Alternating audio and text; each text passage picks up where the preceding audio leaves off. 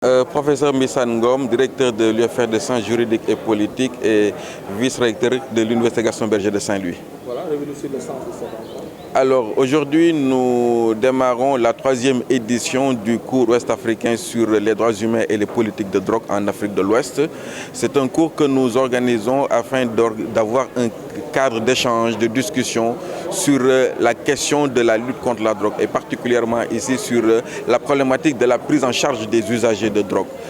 Comme vous le savez, dans nos différentes législations, nous avons un dispositif qui prévoit une répression assez poussée des consommateurs de drogue. Mais nous pensons qu'aujourd'hui, et nous avons la confirmation avec les experts qui sont avec nous, mais avec les participants, notamment les commissaires de police et autres qui sont avec nous, que la lutte contre la drogue, la répression a montré ses limites. Et que donc nous essayons de voir s'il n'y a pas d'autres alternatives à la répression, et notamment la question de la réduction des risques. Par ailleurs, parfois également des peines alternatives à l'emprisonnement. Parce que nous estimons qu'il y a une diversité de profils de consommateurs tels que mettre tout le monde en prison n'est pas une bonne solution. Certains n'ont pas leur place en prison. Nous essayons de discuter avec les magistrats qui sont là, avec les commissaires de police, les universitaires, les journalistes, les experts qui sont là. C'est de voir un peu quelle alternative il faudrait peut-être proposer à nos gouvernants pour que des réformes puissent être faites en ce qui concerne la lutte contre la drogue. Est-ce qu'il y a des volontés politiques des États par rapport à ce combat? Effectivement, il faut dire qu'il y a vraiment une volonté politique. Après maintenant, sa traduction dans la réalité pose problème. Je vous donne un exemple très simple. Le Sénégal s'est doté en 2016 d'une stratégie nationale de lutte contre la drogue. Cette stratégie prévoit la réduction des risques, la réforme et la réduction des risques, la réduction des peines de prison. Mais jusqu'au moment où je vous parle, cela ne s'est pas traduit dans la réalité. C'était une stratégie 2016-2020. On est en fin 2019. On attend de voir un peu qu'est-ce qui va se passer. Vous allez en Côte d'Ivoire, depuis 2 ans, ils sont en discussion pour avoir une nouvelle loi qui intègre également une diminution des peines, qui intègre la réduction des risques, mais la loi ne suit pas. Pourtant, du point de vue de la pratique, on voit que des expériences de réduction des risques existent. Au Sénégal, par exemple, aujourd'hui, vous avez le CEPIAD qui fonctionne au niveau de l'hôpital Fann, où on met en œuvre des traitements de substitution aux opiacés, notamment en prescrivant de la méthadone, mais le cadre juridique laisse à désirer. Mais vous disiez tantôt que la guerre contre la drogue a échoué. Et on a connu vraiment ces des cas vraiment extraordinaires. Comment allez-vous il y a 2 choses. Effectivement, je crois que la prolifération de l'arrivée de drogue au Sénégal est assez révélatrice plutôt de cet échec-là au niveau international. Il est vrai qu'au Sénégal, on fait beaucoup d'efforts, il y a beaucoup de saisies de drogue et il faut s'en féliciter. Mais par ailleurs, d'un autre côté, il y a la prise en charge des usagers de drogue. Ça concerne le trafic de drogue. Mais il reste qu'il y a des usagers de drogue. Les usagers de drogue sont maltraités, il n'y a pas de respect de leur dignité. L'enjeu pour nous, c'est de montrer que l'usager de drogue, c'est un être humain, il a droit à au respect de sa dignité. Et donc, de ce point de vue-là, il faut lui proposer autre chose que l'emprisonnement. Je considère qu'il faut être ferme dans la lutte contre les trafiquants, dans la lutte contre le trafic. Mais il reste que les usagers sont plutôt des victimes. Nous avons tendance à les considérer comme des inconscients, comme des délinquants. C'est la figure du délinquant qui prime au Sénégal et dans notre sous-région. C'est ça qu'il faut casser. Le consommateur de drogue, l'usager de drogue n'est pas forcément un délinquant. Vous pouvez avoir un usager récréatif, vous pouvez avoir un usager de l'autre côté, un usager dépendant, quelqu'un qui est malade. Entre les deux, vous avez divers profils. Mais si vous considérez que ce n'est qu'un délinquant, mais vous ne lui donnez pas le traitement qu'il faut, la prise en charge qu'il faut. Et donc l'enjeu pour nous, c'est justement de montrer qu'il faut diversifier les mécanismes de prise en charge des usagers de drogue pour pouvoir être plus efficace. waaw dañu daje tey jii pour def ñetteelu édition bu benn daje boo xamante ne dañ koy def mu jëm ci wàllu àq ak yelleefu nit ak mbirum drogue ndaxte dañoo gis ne si fii Afrique soowu jant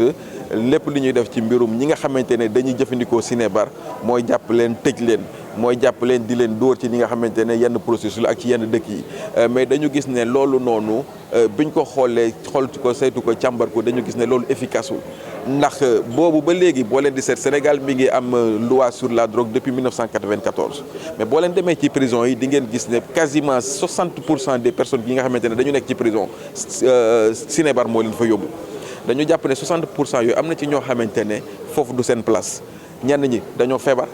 ñenn ñi dañ doon caaxaan dañ doon fo rek donc il faut ñu am dispositif yoo xamante ne ku nekk ci nga xamante ne li nga xam moo tax ñu yóbbu la ci moom moo la yóbbu ci drogue dinañ ko mën prendre en charge ki nga xamante ne dafa feebar dañu jàpp ne place am hôpital la ki nga xamante ne dafa doon fo dañ jàpp ne place am du prison mën nañ ko def loo xamante ne dina amal njëriñ réew mi te du doon prison damay jox benn exemple rek je sais pas ndax def seetlu ngeen ko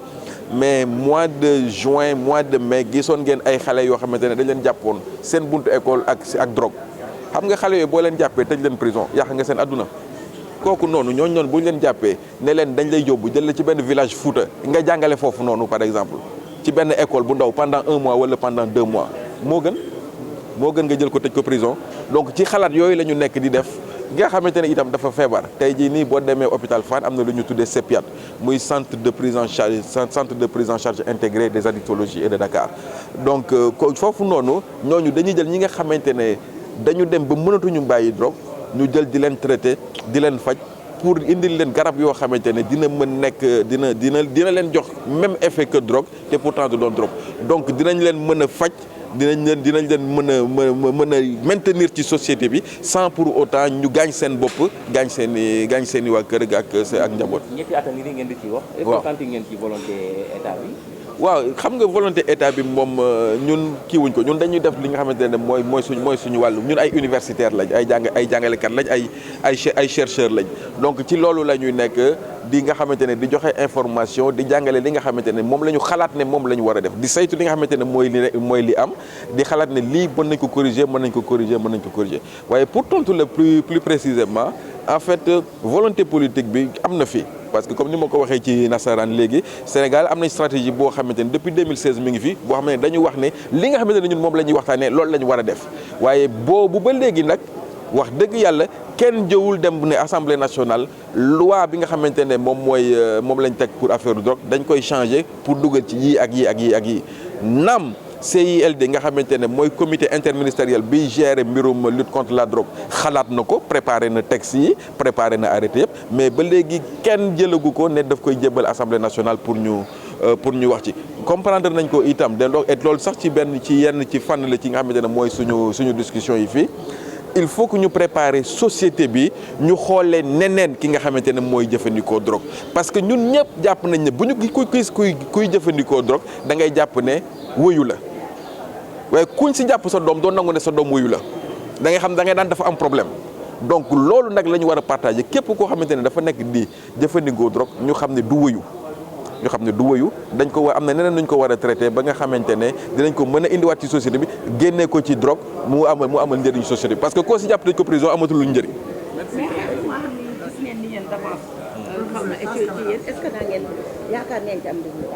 waaw non xam nga ñun xeex li ma il faut nga